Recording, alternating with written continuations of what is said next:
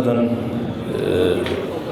təşkilatçılığına görə Vüqar müəllimə, Talib müəllimə öz dərin təşəkkürümü bildirirəm. Ümumiyyətlə, Respublikada bütün rayonlarda belə tədbirlər təşkil olunmalıdır. Nə qədər belə tədbirlər təşkil olunur, informasiya qıtlığı olmur. Arıçılarımızda da bir o qədər arıçılıq haqqında geniş məlumat olur. Bir də Məhərrəm müəllimə Qərb xəbər olaraq informasiya dəstəyinə görə təşəkkürümüzü bildiririk. Biz Ərqalçıları harda olmuşuq, hər zaman bizə informasiya dəstəyidir. Bugünkü mövzumuz bir neçə mövzu idi, ancaq qonağımıza söz verildi, biraz vaxt məhdudiyyəti olduğu üçün mən qısa konkret demək istəyirəm. Birincisi, arıların yem ehtiyatından söz düşəndə, arıların payızda onları yuvada, ramkalarda depolanmış bal saxlamaq bu yəni mütləqdir. Biz keçək kimsədə ola bilsin ki, hansı səbəbdən bal ehtiyatını az saxlayırdı və arıları ölümdən qurtarmaq üçün hansı vasitədən istifadə edə bilər. Payız yemləməsində mən şəxsən öz təcrübəmdən deyirəm. Payız yemləməsində mən KAS 81-dən istifadə edirəm. Ramkalara əgər yemləmənə nə qədər əksik varsa, depolatmaq lazımdırsa da KAS 81-dən edirəm. Və bu kandillərdən, arı yemlərindən mən şəxsən istifadə edirəm. Çalışıram ki, arının ancaq öz pətəhlərində olan baldan istifadə edilsin. İndi keçək bal olmayan vəziyyətə, arını ölümdən çıxartmaq lazımdır. Arını aşı saxlamaq olmaz. Suallar gəlir ki, hansı bu kandillərdən istifadə eləmək yaxşıdır? Üzü yaza qədər bu çiçək tozlu kandildən arıya vermək olmaz. Birincisi, arının bağırsaqlarında tıxanaqlıq yaradır, çiçək tozu. İkincisi, arını inkişafa, yumurta səhbəyə vadar edir. Orada sual olunur ki, bəs nədən istifadə eləmək olar? Bu, invert, deməli, sadə invertli kandidir. Bu, sadə invertli kandidən istifadə eləmək olar. Bunda arı pətəhlərinin üzərinə qoyanda arının gücünə görə qoyulmalıdır. Məsələn, zəif arıya bunun kəsdik, altını zədələdik, qoyduq ramkaların üzərinə. Bu, uzun müddət orada qalanda, istifadə olunmayanda daşlaşır və başlayır arı bunu istifadə edərsə, məcburən istifadə edir və yenişiyin dibində böyük bir oxantı kütlə yaradır. Bax, səbəb odur. Bunu az-az kəsib qoymaq lazımdır. Arı üçün ən asan mənimsənilən son illərdə bu hazırlanan fondon şəkərlərdir. Fondon şəkərlərdir. Bu, xüsusi texnologiyanı hazırlanır.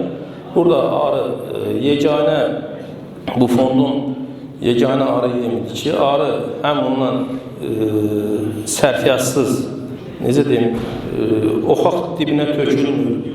Ruslar atxod yaranmır. Bir də ki, burada həmin bu kandini klubun ətrafında depolaya bilir. Digər kandilər depolanmır. Ancaq arı gündəlik sərfiyyat kimi istifadə edir. Bunda da yenə bir mənfi xüsusiyyəti var ki, əgər zəif ailənin üzərinə çox qoyularsa da, bunda da quruma gedə bilər. Hava ilə təmasda quruma gedə bilər. Ona görə ən yaxşısı gücünə görə kəsib qoymaqdır. Digər mövzumuz qarşıdan Allah qoysa bir haradasa da ay yarıma gələcək yeni bir mövzu, arıların erkən yazda qidalanması, yemlənməsi. Arıları erkən yazda yemləməni qatı və az miqdarda eləmək lazımdır ki, arı həmin o yemlənmədən onu buxarlanmada çox sərf eləməsin və yaxud da ramkaya yığırsa da orada qıcqırma verməsin. Birincisi, qışlamaya gedən hər bir arıda artıqlaşa ramkaların hamısı çıxmalıdır. Əgər belə deyək, arıqçı deyir ki, məsəl üçün taxtanın yan taxtasının arxa tərəfinə artıq ballı ramkanı qoyaq, keçib oradan yer, o yalnız fikirdir. Onu yazda eləyəndə, deyək mart ayında, o vaxtı bəli, o lazımdır. Amma qış ayında taxtanın arxasında qalan həmin ballı ramka gələcəkdə nozemanı yaradan bir səbəbdir. Çünki yenişliyin içində olan nəmişlikdən həmin ramkanın açıq gözlərində qızqırma baş verir. Bu da birbaşa nozemanı yaradan səbəbdir. Yəni artıq ramkalar götürülməlidir. Yazda bayaq da o suallar olundu. İlk yemləmə, ilk bala uçuşundan sonra keçirilməlidir və biraz qatı yemləmə olmalıdır. Və miqdarla az olmalıdır. Mən Rahmanlının tövsiyəsinə görə ilk yemləməni neçə illərdir acı biberlə, qırmızı biber, qırmızı istiot deyirik də, bunun dəmləməsindən şərbət verirəm. Birinci yemləməni onunla edirəm. İkinci yemləməni sarımsaq. Sarımsağı da mən məsələn Rahmanlında orada qeyd edir ki, 1 litr suya 1 yekə baş sarımsağı əzib qatılır, soyuducuda saxlanılır və səhəri 1 litr yemə 50 qram nisbətdə qatılıb verilməlidir. Ancaq son məlumatlara görə həmin o sarımsağın tərkibində olan alisin maddəsi qalanda məhv olub gedir. Ona görə mən onu nə edirəm? Yəni onu bilməmişdən qabaq da 1 litr suya 1 baş sarımsağı əzirəm, tökürəm və blenderdən keçirirəm. Tam kokteyl vəziyyətinə gəlir. İçəridə onu da süzmürəm. Yəni süzəsi bir şey qalmır. Oxalayır, suya qatır. Onu da yenə 1 litr şərbətə 50 qramdan qatıb yemləməmə edirəm. Sonraki digər nektar gələnə qədər arını nüfuza gətirmək üçün KAS 81 ilə olan yemləməmə edirəm. Və gəlir başlamamışdan bir həftə qabaq yemləməni mən dayandırırım. Bir də bir şeydən nəzərinizə çatdırım. Deməli, bu yumuru onu gətirməmişəm, yadımdan çıxır. Yumuru kirpi formasında belə katoklar var. Hər bir arıçıda o katoklardan olmağı yaxşıdır. Məsələn, möhürlü gözlər var. Üzü də deyək ki, gəlirə doğru gedir. İçəridə də bizim payızdan qalma möhürlü ramkalarımız var. Həmin o möhürlü ramkalarımız bir dəfə o çəkilir. Gözlər deşilən kimi arı başlayır həm oradan o balı götürür, inkişafa gedir. Həm də ki, yenişimizdə bizim o payızdan olan yemləmə o ballardan qalmır. Vaxt darlığına görə yəni mövzunu dayandırmaq istəyirəm. Kimisə sualı varsa buyursun. Yəni bir mövzumuz da var idi, bu qış qəfəslənməsi. Fariz mənim vaxtım var? Var. Qış qəfəslənməsi, Xəyal müəllim sağ olsun, Allah ona can sağlıq versin. Bu qəfəsin banisi o kişidir. Yəni nə mənada? Bunu icad edən ayrı kişidir. Amma Azərbaycanda bunun yüngül formada, ucuz qiymətə, bu formada ərsəyə gəlməyinin, istifadə olunmasının səbəbkarı və o Xəyal müəllimdir. Bundan qabaq bu bayaq da görsətdi, bu qəfəslərdən istifadə edilir. Dəfələrlə sual verirlər. Nəyə görə əlimizdə bu qəfəs ola, biz qış qəfəsləməsinə bu qəfəslərdə getməliyik. Deyək ki, biz pətəkdə pətəkdə qoyduq, bunu mən pətəyə kəsirdim belə. Taxta ilə bunun içinə qoyurdum ki, burada yəni kəsirdim belə, bu taxtanı yerləşdirdim pətəyin içinə və bu qəfəsi də qoyurdum burada mumlanmasın, ikinci səfər rahat istifadə eləmək üçün. Bu da biraz həm əziyyət idi, həm bu qış qəfəslənməsində istifadə eləmək olmurdu. Mən 2013-cü ildə 3 arıda yəni ana bankı yaratmışdım. Həm də o təqribi qış qəfəslənməsinə uyğun olan bir iş idi. Axırıncı ananı mən buraxmışam fevral ayının ya yadımda deyil, 26-27-si ya martın biridir. O həmin arı birinci, üçüncü mərtəbə qoyulan ilk arıxanada arı o həmin arı oldu. Nəyə görə? Bayaq Qurban müəllimdə qeyd edildi. Bizim o gəlmə arılar, onlar başa düşmür ki, bala qoymaq olar, qışda olmaz. Əgər yem varsa da, içəridə az-küş gülən varsa və yaxud da bu Yapon əzgili deyilik, muşmulaq. Yəni, mən bu dediklərim dağlıq ərazi yox, dağətəyi aran zonasına aiddir. Bir qırıq çöldən isti olan kimi, harasa çiçək toz gələn kimi başlayır bala qoymaya. Bala qoyma varsa da içəridə gənə də yetişəcəkdir. Və qışda bəzi adamlar deyir ki, əgər arı bala qoyursa da nüfuz yaza güclü çıxacaq. Tam yanlış bir fikirdir. Qışda arı bala yetişdirirsə də, birincisi çöldən yetərincə çiçək tozu gəlmir. Ramkalarda depolanmış güləm yoxdur. Həmin balanı arı yetişdirir öz bədəni proteini hesabına. Və arının da bədəni proteini yetişmiş arıda immunitet aşağı olur. Buna misal olaraq, arası da səhv eləmirəmsə 2022-də qış ayı isti keçdi və bir modda düşmüşdü ki, soya ununla çöldən çiçək tozu, suyunu çiçək tozu kimi arılara çiçək tozu verildi, güclü bala qoyulma oldu və həmin arıxanalarda ifliş virusu geniş yayıldı. 2 il dalbadal bu ifliş virusunun yəni yığıb-yığışdırmaq olmadı. Bunun da hamısının səbəbi qışda yetişən bala və həmin balanın da immunitetin aşağı olması. Qışda bala yetişdirən arı yaza birdən-birə çökür. Hamısının səbəbi odur ki, çıxan arı keyfiyyətsiz çıxır, həmin arını yetişdirən arı da nüfuzu çökür. Çünki qışda 4 arı bir balanı yetişdirir. Və bunun da qarşısını almaq üçün, bax bu qış qəfəsləməsindən də heç olmasa bu il keçdi, gələn il üçün bir güclü ailələrdə, bir ailədə, 2 ailədə yoxlayın. Qış qəfəsləməsində eləmək üçün deyək 6 ramkanı örtən arıdır. Bu qoyulur tən ortaya, sağına 6 ramka salınır 4 ramkaya, sağına və soluna 2 ramka sağına, 2 ramka soluna. Bu da, bax bu qəfəsin burası böyük olmağı, genişliklə məsafə böyük olmasının səbəbi, bax bu klub bunun ətrafında dövr eləyə bilsin.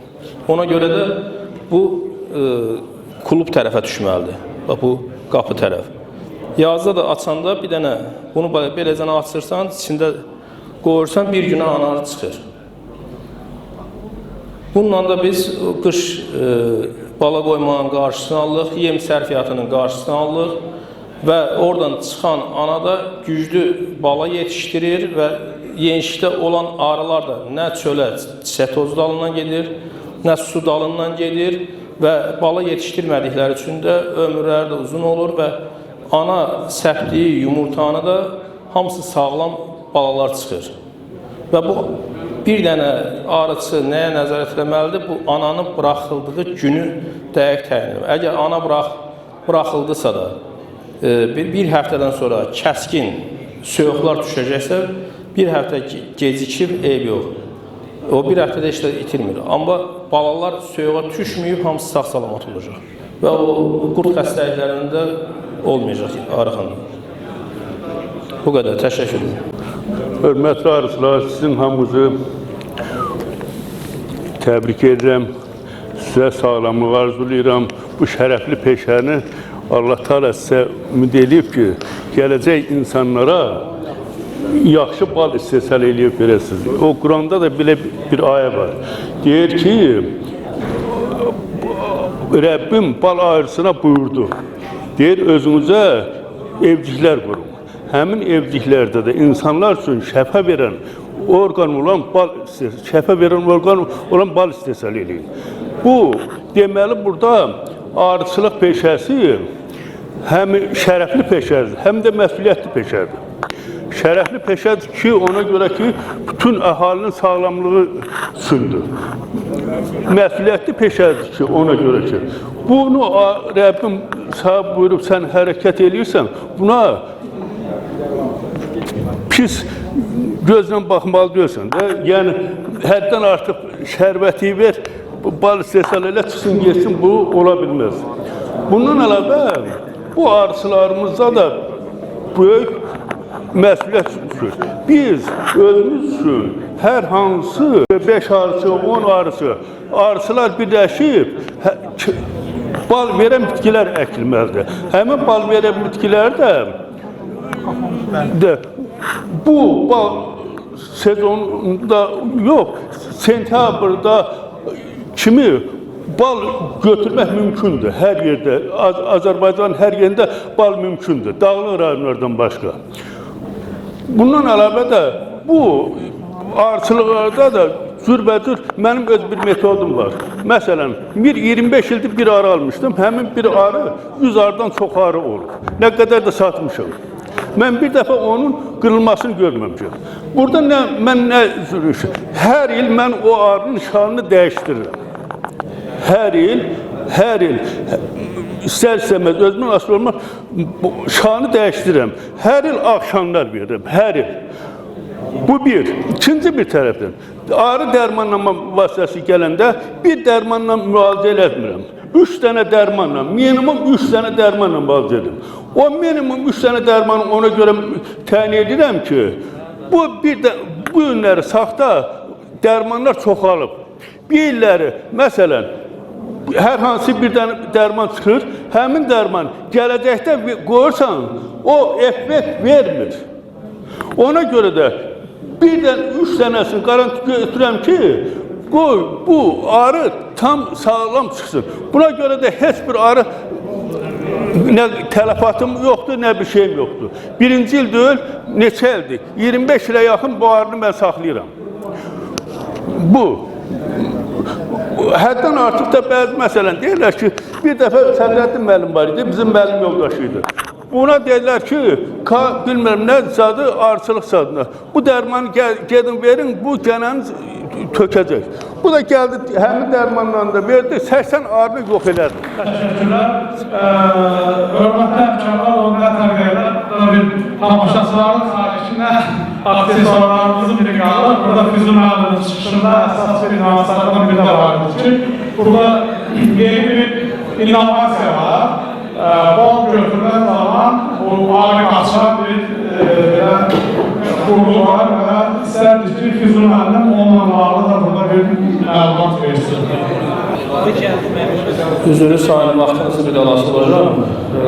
Arıçı yoldaşlar təşrif edədilər ki, gəlmişkən, yəni gətirmişkən bu arı qaçıran haqqında bir məlumat verin.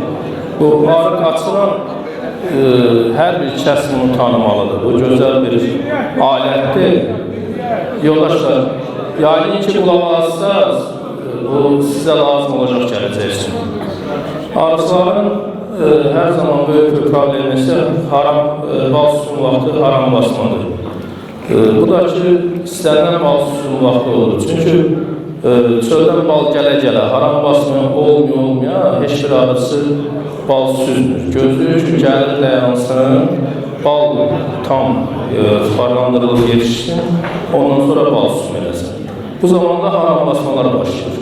Elə haram basmalar var ki, öz arıxanasından başqa böyüdəki arıxanalarda məhv edir. Onun qarşısını almaq üçün gözəl bir üsul var. Bu, arı qaçırandır. Adi bir, sadə bir qurğudur. Amma böyük bir iş görür. Həm arısının zəhmətini azaldır, bir ramka çıxar, arıların çırpılıb məhv olmalı, bunların hamısının qarşılanır. Bunun iş prinsipi necədir? Deyək ki, arımız bal yığıbdır, ikinci mərtəbə, üçüncü mərtəbə dolubdur. İndi bu balı süzmək lazımdır, haram basma imkan verilir. Onun qarşısını almaq üçün nə edirik? Fariz mənim, zəhmət olmasın. Baxın, bu aşağı yuvadır. Aşağıda anarıdır, bala yetişdirmədir. Bu ana keçməz. Siz yəni bu arı qaçıranla işləmək olmur. Çünki ana yuxarıdadırsa da arılar aşağıya düşməyəcək. Bu biz mərtəbəni götürdük. Tezbazar bunu qoyuruq bura. Qoyduq və ballı zəhmət olmasın. Ballığı yerləşdirdik bu arı qaçıranın üstündə. Əsas arıçı nəyi dəqiq yadında saxlamalıdır. Bax, bu deşik əgər bağlanmazsa, gələcək xəbərimiz olacaq. Arıxana bir-birini qıracaq. Çünki burada qoruyucu arılar daha yoxdur. Bunu bağlamalıyıq. Bu birinci şərt. 2 günə arı hamısı yığılacaq altda. Burada uzaqbaş bir mərtəbədə bir 30 dənə, 40 dənə arı qala bilər. Arı qala bilər. O da ki, böyük bir şeydir. Əgər biz balı götürdüyümüz arıxananın yanında süzürüksə də, buna aparıb yığırıq otağa, ayna hardan hansı aynaya işıq düşürsə də, buradakı arılar da tarlaçı olduğu üçün aynaya gəlir. Aynadan da axşam tərəfi hava qaralmamışdan bir yarım saat açdıq, bıraxdıq, çıxdı, getdi. Və bal da süzmək üçün bir dənə bizə nə lazımdır? Brankaları götürmək üçün. Bir dənə qırmızı fənər olan işıq lazımdır. Bir dənə onu başımıza taxdıq, gecə vaxtı. Heç gedib arını günüz ağzını açmağa ehtiyac yoxdur. Götürdük, mərtəbələrə götürdük hamısını. Söz, bunu da götürürük. Bir dəqiqə bunu. Bunları götürəndən sonra bir dənə, bax burada bunu mən bayaq götürmədim. Yəni bunu götürmək də olar, götürməmək də olar. Buradan bunu deyək ki, mərtəbələri götürdük. Bunu üzərini qapaqla örtüb, səhər də onu çırpa bilərik. Və yaxud da ki, elə axşam çırpsa, həmin bunun altında əməlli başlı arı salxıma yığılır. Bunu axşam çırpsaq, böyük başlar töküləcək, ayağımıza töküləcək. Elə üstünə qapağımıza qoyuruq, çıxır çedirik, səhər gəldik, tez bazar bunu bir dənə üstünə çırpırıq, lap 2 gündən sonra gəldik. Çırpdıq, o birisi arıların altına yerləşdirik. Yəni, deyək, 100 arı ailəsi var, 100-ünə də bundan düzəltməyə ehtiyac yoxdur. 20 dənə olsa, bəs edir. Çünki o götürdüyümüz rankaları aparıb çəkmək, bütün arıxananı bir səfərə göstərək, aparıb çəkəsidə döyülük, nə də onu aparmağa bir gəlib böyük maşın tutaq.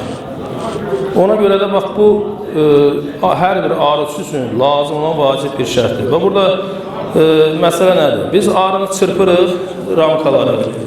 Arı ailəsi birdən-birə çökür. Hər bal süzümündən sonra deyirik ki, arı 2 mərtəbədə idi, 3 mərtəbə idi, birdən-birə nüfuz azaldı. Nüfuz azalmanın səbəbi nədir? Biz hər ramkanı çırpanda o yenşəyə dəyən, ramkaya dəyən arıları biz bilmirik, zədələnir, travmalar. Onlar yoxa çıxır. Haram basma olur. Haram basmaya gələn arını öldürən və buradakı qoruyucu arılar özləri də öldürür. Bir-birlərini sancırlar. Bunların hamısı itkidir. Və yaxud da ki, hansısa bir ləng hərəkət edən arısı haram basma yaratdırsa da arıxanasında, böyründəki arıxanaya da bədbaxt elədi öz arıxanasına beraber qoyulur. Bu iş prinsipi necədir? Yuxarıdan arılar, bax bu hissədən girirlər bura. Buradan bu kanallar vasitəsilə çıxırlar aşağı. Burada bu setka var. Setkadan aşağıdakı ananın iğnə, kuluba, bunlar hamısı gəlir bura. Geri qayıtmaq istəyəndə buradan, yəni onlar buradan qayıtmır. Burada bu setka olduğu üçün yığılırlar bura. Və adi bir sadə bir şeydir. Kiminsə sualı varsa buyurun. Xəyal müəllim, əlavəniz var, buyurun.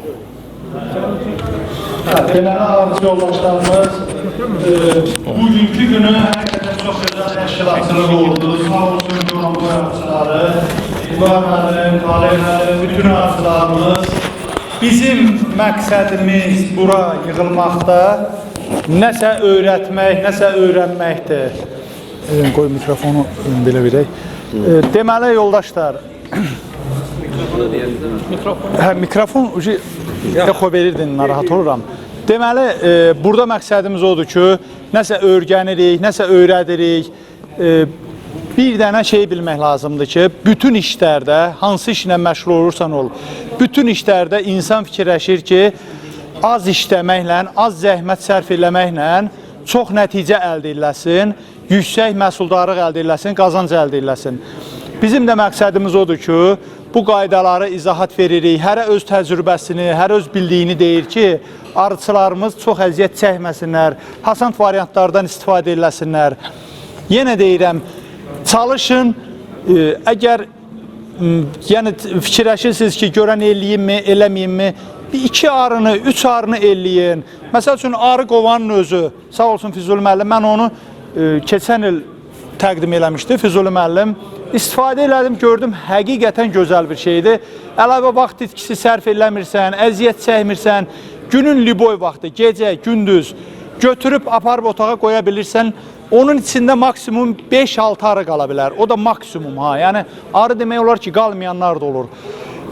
Yenə deyirəm, əsas məqsəd bütün işlərdə də əsas məqsəd odur ki, az zəhmət sərf eləyib yüksək nəticə əldə eləmək. Arıçılarımız bir il əziyyət çəkir, bir il zülüm çəkir, ramka alır, list alır, əziyyət çəkir, onu təmizləyir. Növbəti sezona hazırlaşırsınız. O sezonu tutuzdurmaq lazımdır. O sezonu qaçırtmayın, əldən şansı verməyin. Bir il gözləyirsiniz, 15-20 günlük bir sezonu tutmaq üçün. O boyda xərc çəkir, əziyyət çəkirsiniz. Çalışın, onu tutuzdurun.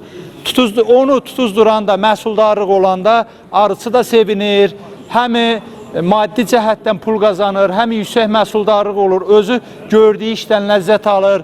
Çalışın, yəni bu qaydalara riayət eləyin, hasant variantlara gedin, rahat variantlara gedin. Arıdır, nə qədər biz deysək də, başa salsaq da arıçılarımızın arısı öləcəkdir, məhv olacaqdır, gənədənmi, xəstəlikdənmi, nədənmi? Əsas odur ki, arıçılarımız yaza sağ çıxsın, arıçılarımıza heç nə olmasın. Əsas məqsəd budur.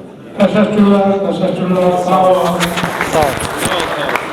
Çalışdıq ki, maksimum dərəcədə təmin edək və sonda bu son versiyanı mən istəyirəm indi sizin diqqətinizdə çatdırım və yaxın günlərdə inşallah ki, yeni ilə qədər 25-ci ildə bu arıçıların, qərb bölgəsi arıçılarının dövlət orqanlarımızdan istəklərini, tələblərini, xahişlərini biz cəmləşərək bir toplu halında onların diqqətinə çatdıra biləcəyik. Və bu məqsədlə Azərbaycan Respublikasının Baş Naziri Cənab Əli Əsədova, Sürəti Kənd Zərvət Naziri Cənab Məcnun Məmmədova, Dövlət Məşğulluq Agentliyinin Sədri Cənab Sadiq Əliyevə və Sürəti Ekologiya və Təbii Sərvətlər Naziri Cənab Muxtar Babayevə ünvanladığımız Qərb bölgəsində fəaliyyət göstərən bir qrup arıçısı tərəfindən müraciəti indi sizin diqqətinizə çatdırmaq istəyirəm. Hörmətli Cənab Baş Nazir, Qafqazda, o cümlədən Azərbaycanda arıçılığın tarixi xeyli qədimdir. Ölkəmizin bu sahədə əsrlərə dayanan ənənələri və təcrübəsi var. İqtisadiyyatın və ekologiyanın mühüm sahələrindən birini təşkil edən arıçılıq son dövrlərə qədər daha çox elmi deyil, praktiki bilik və vərdişlərə dayanaraq ayaqda qalıb. Sevindirici haldır ki, son illərdə arıçılığın inkişafı ilə bağlı bir sıra mühüm addımlar atılıb və atılmaqdadır.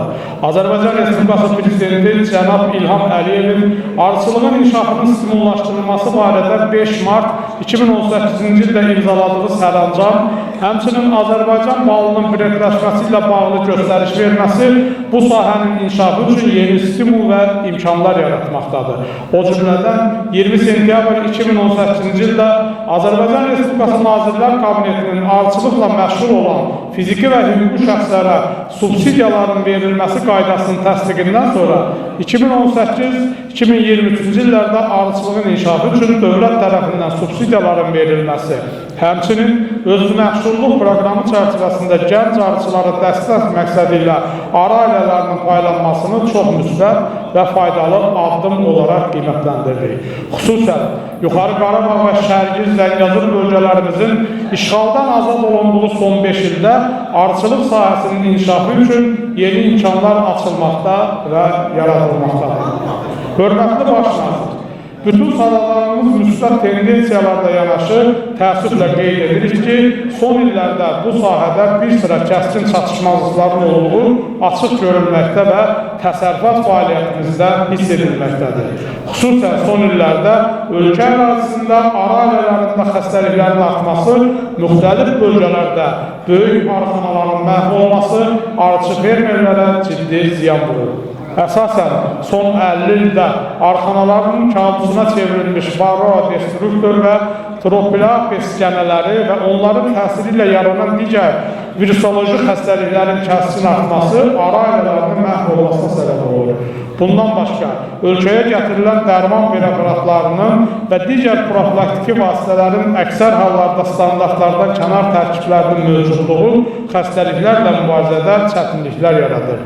Həmçinin, arı xəstəlikləri və viruslarla bağlı mübarizədə fermerlər əsasən öz praktiki və nəzəri təcrübə və biliklərinə dayanaraq mübarizə aparmağa çalışırlar. Ölkəmizdə bu sahədə peşəkar bir laboratoriyanın mövcud olmaması biz arıçılara çoxsaylı problemlər yaradır. Belə bir hal isə mövcud olan xəstəliklərin köhlü müalicəsini mümkünsüz edir, xəstəliklərlə mübarizə hər arıçının öz seçiminə buraxılır. Diqqətinizə çatdırmağı vacib saydığımız nüanslardan biri, yuxarıda qeyd etdiyimiz kimi özünə məşğulluq proqramı çərçivəsində gənc arıçılara dəstək məqsədi ilə paylanan arı ailələrinin sağlamlığı əksər hallarda qənaətbəxş olmur. Son illərdə bu fəaliyyət çərçivəsində arı ailələrinin Respublikanın müxtəlif bölgələrindən toplanaraq paylanması nəticəsində bir sıra baytarlıq və biotəhlükəsizlik problemləri yaranmaqdadır. Fərqli bölgələrdən gətirilən arılarla birlikdə tropilak besgənəsi, varroa destruktor, nozematoz, Amerika və Avropa çürüməsi kimi xəstəliklərin sürətlə yayılması müşahidə olunur. Arıçılığın inkişafı üçün ən əsas faktorlardan biri örüş sahələrinin olmasıdır. Bunun üçün tək dağ meşə masifləri və ya əkin sahələri kifayət etmir. Fikrimizcə şəhərlərimizdə, rayon mərkəzlərində, park və yaşıllıqlarda, magistral yollarımızın kənarlarında təəssüf ki, arılar üçün faydalı bitki və ağaçların əkilməməsi də arıçılığa mənfi təsir edir. Son illərdə bu sadaladığımız proseslər nəticəsində ölkə üzrə arı təsərrüfatlarında arı ailələrinin təxminən 50% qədəri məhv olmuşdur. Bu vəziyyət isə yalnız arıçılığın maddi itkiləri ilə məhdudlaşmır. Arı ailələrinin məhvi kənd təsərrüfatında tozlanmanın azalmasına, meyvə və tərəvəz məhsullarının aşağı düşməsinə, həmçinin ekoloji tarazlığın bozulmasına gətirib çıxaran həyəcan verici haldır.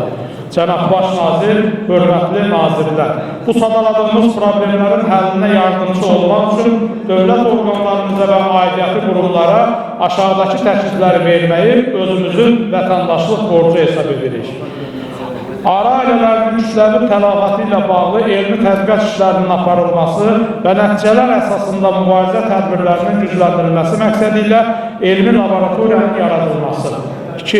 Gənc arıçılara paylanacaq arı ailələrinin yalnız xəstəliklərə qarşı tam baytarlıq yoxlamasından keçmiş, sağlam və sertifikatlı təsərrüfatlardan təmin olunması. 3. Respublika ərazisində satılan dərman və profilaktik vasitələrin tərkiblərinin standartlara uyğunlaşdırılmasına nəzarət. 4. Respublikanın hər yerində yaşıllaşdırma məqsədi ilə əkilən ağac və bitkilər arasında həmişə yaşıl ağaclarla yanaşı, arıçılıq üçün faydalı çiçəkli və şirəli növlərinin seçilməsi dövlət tərəfindən bu sahəyə əlavə yatırım və yardım və stimul olardır.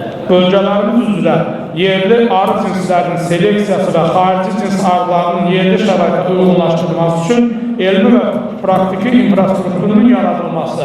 İndi burada auditoriyamızda oturan peşəkar arıçılarımız da bayaq xüsusən qeyd elədilər ki, son dövrlər Nazirlər Kabinetinin bu ana arılarla bağlı bölgələr üzrə bir təsnifatı olub və burada da biz arıçılar arasında onu tənqidlə qarşılayanlar var. Mənə elə gəlir ki, bax bu təklifimizin də burada səsləndirilməsi birbaşa bizim mövqeyimizi müəyyən qədər əks etdirir və hörmətli bizim mütəxəssislərimizlə danışdıq ki, gərəkirsə o ana arı məsələsinə sonradan biz başqa bir müraciətlə Kənd Təsərrüfat Nazirliyinə də müraciət edək. Və 6-cı, hazırlıqlı mütəxəssislərin yetişdirilməsi üçün Azərbaycan Aqrar Universitetində və peşə məktəblərinin bazasında arıçılıq ixtisaslarının tədrisi. Hörmətli cənab baş nazir, bu sadaladığımız məsələlərin həlli fikrimizcə ölkəmizin arıçılıq sektorunun dayanıqlılığını, kənd təsərrüfatı məhsuldarlığını və bioloji təhlükəsizliyi və ekoloji arazlıq və müxtəlifliyin qorunması baxımından son dərəcə vacibdir. İnanırıq ki, illərini bu sahəyə həsr etmiş biz arıçıların bu təklifini anlayışla qarşılayacaq və yaxın zamanlarda həllinə dəstək verəcəksiniz. Hörmətlə Qərb bölgəsi arıçıları adına imza edənlər. Bax, bu qədər bu məsələyə imza attığınız təşəkkür edirəm hər birinizə.